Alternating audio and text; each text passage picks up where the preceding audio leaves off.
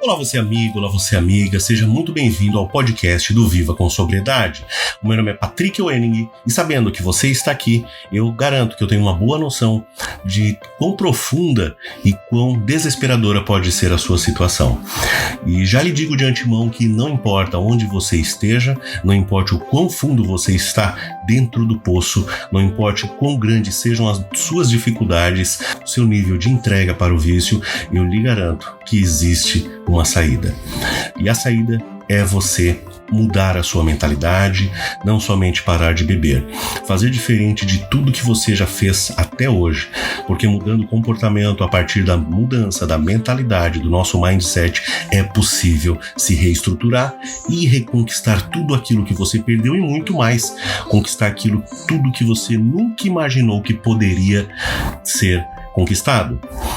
O objetivo do canal do Viva com Sobriedade, o objetivo do nosso podcast é passar aspectos práticos, mindset, motivação para que você volte a assumir o controle da sua vida de uma vez por todas. Não durante uma semana, não durante um ano, mas sim para uma vida toda. Porque somente a partir de quando você tem a sua vida nas mãos novamente, por uma vida toda você consegue colher os frutos de tudo isso de forma ininterrupta com o passar dos anos, ok? Caso você ainda não tenha ouvido nossos podcasts anteriores, peço que ouça-os. Todos eles trazem um aspecto prático da necessidade que o alcoólatra tem de mudar na sua vida para que possa se restabelecer aquele estado anterior, aquele estado onde ele não tinha domínio do álcool, a presença do álcool na sua vida. Então, cada episódio desse ele é pensado e estruturado de maneira muito prática. Nenhum dos episódios eles existem aqui por estar de fato ali. Todos eles existem um porquê, existe uma motivação, existe um fim em cada um deles. E o somatório de todos eles, eu lhe garanto, ele passa quase que 100% das necessidades que você precisa alterar na sua vida, na sua rotina, na sua mentalidade, para que você possa assumir o controle da sua vida, para que você possa voltar a ter o respeito que você merece e que é seu de direito. Tudo bem? Então ouça os podcasts anteriores, também assine o canal, assine o nosso podcast para receber semanalmente todos os nossos episódios no momento que eles são lançados.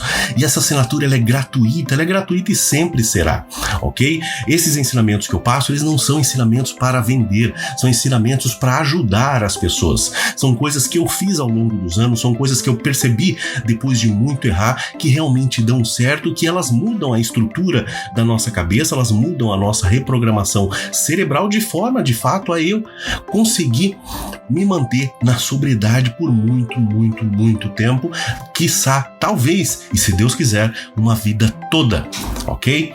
E antes da gente iniciar o nosso tema de hoje, é sempre bom lembrar que aqui no podcast Viva com Sobriedade você tem a voz ativa.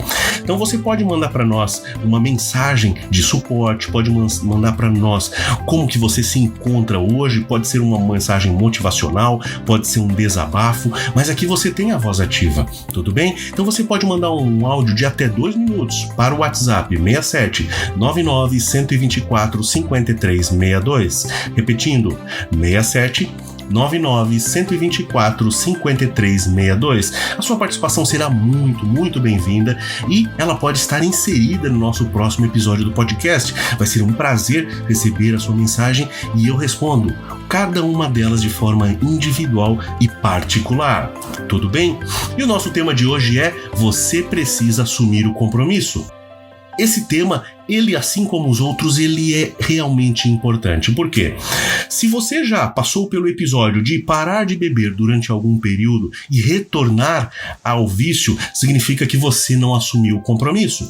E eu lhe digo, enquanto você não assumir o compromisso, você não para de beber para sempre. Você para de beber durante uma semana, 15 dias, um mês, um ano, 5 anos que sejam, mas você não tendo assumido o compromisso, mais cedo ou mais tarde, infelizmente, você vai se render ao vício, você vai se render aos encantos que a bebida lhe apresenta e que são todos sim falsos. Quando você não assume o compromisso, quando você para porque outros quiseram que você parasse, você não tem a responsabilidade para si.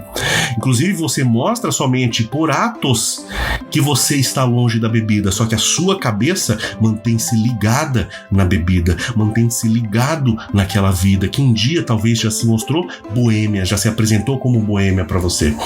Então, ainda inevitavelmente, você tem encantos dentro da sua cabeça, dentro do seu cérebro, que ligam fatos bons, momentos bons à bebida, porém você se mantém afastado porque a sua família exige, os seus filhos exigem, os seus pais, o seu cônjuge.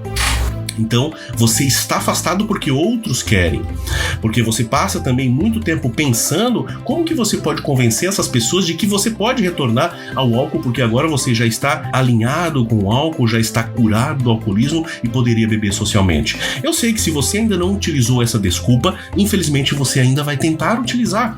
Isso ocorre com mais de 90% das pessoas, ok?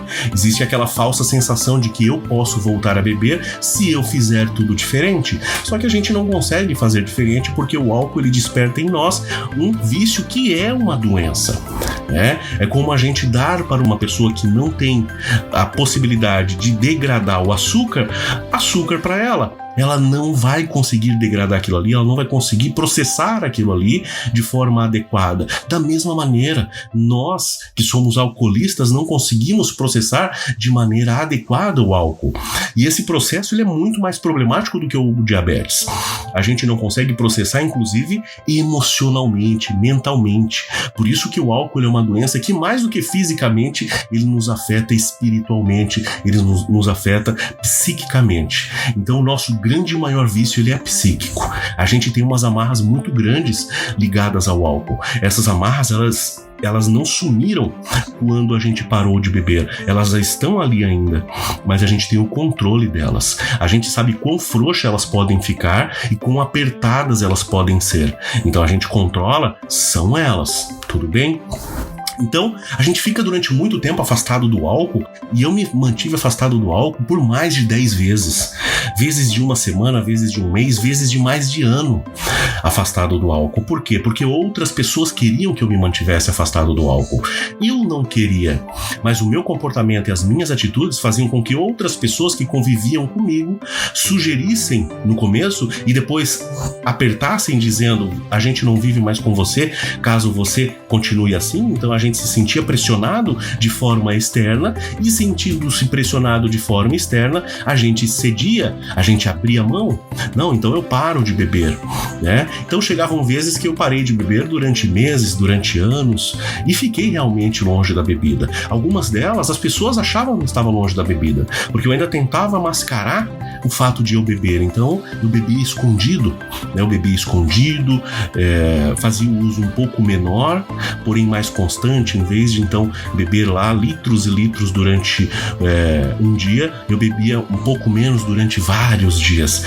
E mesmo assim eu estava alimentando o meu vício, alimentando a minha doença, porque ela é uma doença que consome física e emocionalmente a gente. Então eu estava sob a égide, sob o vício, sob o domínio dele, eu não conseguia fazer mais nada com qualidade, e a gente sabe muito bem como que é isso, né? Então as pessoas ficavam felizes porque eu aparentemente estava longe do álcool, só que eu nunca me mantive longe do álcool. Eu estou longe do álcool e tenho o controle dele agora, a partir dessa última vez que eu parei de beber. Várias vezes eu parei de beber e por várias vezes eu retornei. Cada uma dessas vezes ela teve um modo de operação. Em cada uma delas, hoje eu consigo perceber como que eu agi, como que eu burlei a situação, como que o álcool me convenceu. E hoje eu consigo perceber o que eu fiz de certo e o que eu fiz de errado. Muito mais eu fiz de errado, mas muitas vezes errando e indo lá, vendo e reconhecendo o erro, a gente consegue fazer a operação contrária, consegue fazer a engenharia reversa. E hoje eu consigo compreender muito mais facilmente como que funcionava a minha mentalidade, como que funcionava a minha destreza naquela época, e hoje eu sei o que eu preciso fazer, inclusive para me convencer de que aquilo já não é mais frutífero, de que aquilo é uma autossabotagem. Eu achava que estava enganando as pessoas, mas eu estava enganando a mim mesmo. E como a gente já viu em um episódio anterior, Eu falei sobre que o álcool, ele lhe tira o seu bem mais precioso, e que não é a sua família, não é o dinheiro, muito embora a família seja realmente muito preciosa, só que existe algo que é mais precioso ainda, que é o seu tempo. Porque se você não tem tempo, você não tem família. Se você não tem tempo, você não tem trabalho. Se você não tem tempo, você não tem a sua própria vida. O seu tempo ele era quase que 100% doado para o seu vício. Então quando eu passava lá um ano sem beber e ainda talvez bebendo escondido ou longe da bebida, mas porém com a cabeça nela, eu estava perdendo o meu tempo. Eu estava perdendo um tempo que poderia ser muito mais frutífero caso eu estivesse tendo o comportamento e alterando a minha mentalidade, reprogramando o meu cérebro para que sim, ele se mantenha afastado do álcool, não durante 1, 5 ou 10 anos, mas durante uma vida inteira. Então as pessoas ficavam felizes, mas essa era uma solução paliativa. Imagina, eu consigo compreender quão feliz fica uma esposa depois de passar anos com um marido que saía todas as noites e voltava alcoolizado. Quão é feliz para uma esposa que, vivendo isso, passa a viver 1, 2, várias semanas, 1 ano, talvez, com um marido que está presente ali na casa, nervoso, estourado, mas ele está presente. Então isso traz felicidade, uma felicidade que ela é frágil, ela é volátil, rapidamente ela se esvai. Então é uma solução paliativa, não é uma solução duradoura, ela não tem durabilidade em função do tempo. Mais cedo ou mais tarde, infelizmente, ele vai ceder, ela vai ceder. Então a duração, a constância da sobriedade exige que a mudança seja profunda. E essa mudança não é só uma mudança de comportamento, porque o comportamento é o que a gente exterioriza para o mundo. A grande sacada do alcoolismo está dentro da nossa cabeça, porque tem pessoas que exteriorizam para o mundo que estão lá e bebem um copo de bebida alcoólica, 2, 3, 4, 5, e nada altera no entorno dela. Porém, na cabeça dela, na cabeça do alcoólatra, ele já começa a pensar, beleza, como que eu vou fazer para beber mais 5? Como que eu vou fazer para beber hoje à noite? Que desculpa eu vou inventar para amanhã não ir para o trabalho? Como que eu vou levar bebida para dentro da minha casa? Como que eu vou acordar de madrugada e conseguir consumir o algo que eu preciso? Então essa mudança profunda exige que a gente mude dentro do nosso âmago, dentro do nosso ser, dentro da nossa personalidade. Então, mais do que mudar as ações, eu tenho que mudar a maneira com que eu encaro, a maneira como eu encaixo o álcool na minha vida. Porque as mudanças que são aparentes, elas se esvaem facilmente, elas vão embora. Agora, o que fica é a mentalidade. Se você tem uma mente que acredita que o álcool só lhe faz mal e que você precisa se manter distante do álcool, haja o que houver, você tem uma mente blindada. E você vai blindando ela dia após dia, com esse pensamento, com essa característica de que eu já não aceito álcool na minha vida. Eu não sou uma pessoa que pode estar na presença do álcool, eu não posso consumir o álcool, mesmo que eu esteja triste, mesmo que eu esteja desolado, o álcool não é meu amigo, o álcool não vai funcionar como muleta, o álcool não vai resolver os meus problemas. É essa mudança de mentalidade. Quando você tem isso dentro da cabeça, não importa em qual situação você esteja, você não vai ceder, porque você compreende, você é um visionário, você sabe o que vai acontecer se você se entregar novamente a esse vício, se você se entregar novamente a essa rotina que você tinha antigamente, que nunca lhe trouxe nada de benefício algum, só lhe trazia malefício, só lhe trazia perdas, muitas delas que são irreversíveis. Então, a duração da sua sobriedade exige uma mudança profunda, a constância da sua sobriedade. De fato, a última vez que você vai parar de beber, porque vai ser a derradeira, porque você vai ter durabilidade, você vai ter constância, você vai ser profundo, é aquela onde você troca não só as suas ações, mas muda a sua mentalidade. Mudando a sua mentalidade, consequentemente, as suas ações vão vir a mudar. Então você tem que ser o protagonista, você tem que de fato querer, não esperar que terceiros lhe empurrem para essa decisão. Essa é uma decisão exclusivamente do alcoólatra, exclusivamente do alcoólico, exclusivamente da pessoa que tem um problema com álcool. Não é uma decisão da esposa, esposa, não é uma decisão do esposo, uma decisão dos filhos, uma decisão dos pais, dos amigos. Todas as decisões que eles tomam por você são decisões paliativas que funcionam até certo tempo, porém não têm durabilidade. Agora, quando você, que é o centro de todo o problema, decide, de fato, aí o álcool começa a perder. Quando você escolhe, você ganha força sobre o álcool. Você não vai abrir disputa com ele, mas você vai reconhecer como que ele age na sua vida. E sabendo de fato como as coisas são de forma clara, eu duvido uma pessoa que em sã consciência queira continuar vivendo na presença do álcool. O álcool é uma amante ingrata. Ela nunca lhe trouxe benefício algum. Ela sempre lhe afundou. Ela sempre lhe trouxe para baixo. Você achava que ela estava lhe consolando em relação a algum problema, mas na verdade ela estava empurrando mais problemas para você. Por isso que você tem que ser o protagonista. Você tem que ser a pessoa que vai bater o martelo, que vai dizer: eu não aceito mais essa vida. Eu não aceito mais viver no controle do álcool. Eu não preciso do álcool na minha vida.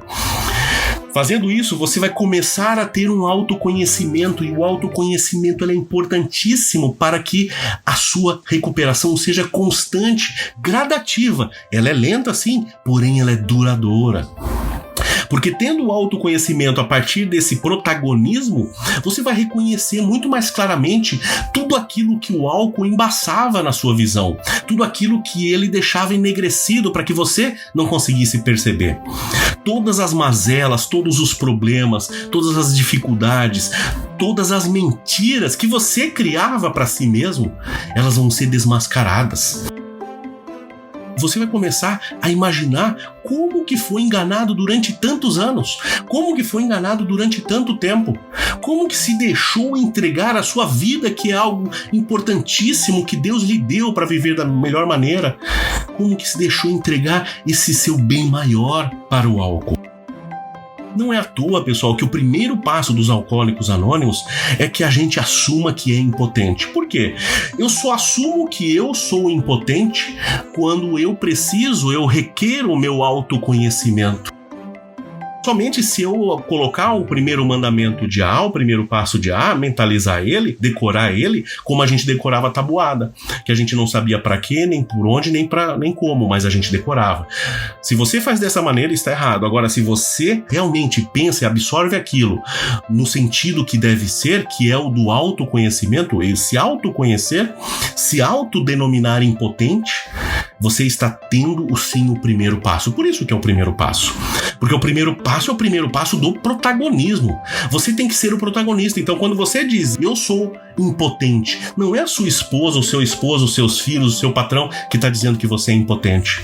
Porque sempre quando eles diziam isso aí, você cedia ao que eles queriam, mesmo não alterando isso na sua mentalidade, você passava tempos longe do álcool, porém não passava uma vida inteira. Você tendo protagonismo agora, você passa anos e anos e anos, uma vida inteira longe do álcool, porque você está se autoconhecendo. E esse é o primeiro passo. Por isso que também lá no Alcoólicos Anônimos, ele é o primeiro passo com a sua sobriedade. Então, entendam isso. Você, cuidador, você, alcoólico, entenda que o alcoólico, ele precisa se auto-reconhecer, ele precisa dar o primeiro passo.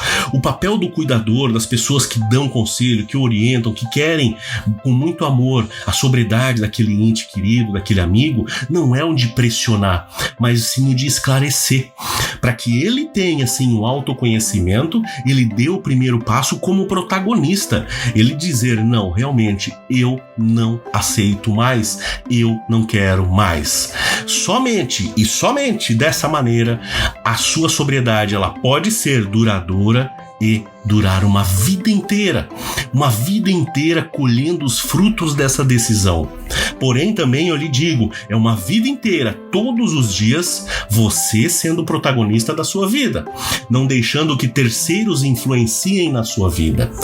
Sim, mas sendo o protagonismo e você dizendo como que você responde às situações, como que você encara as situações, não de maneira a ceder no menor problema possível. Mas isso é tema para outros episódios do podcast. Tudo bem?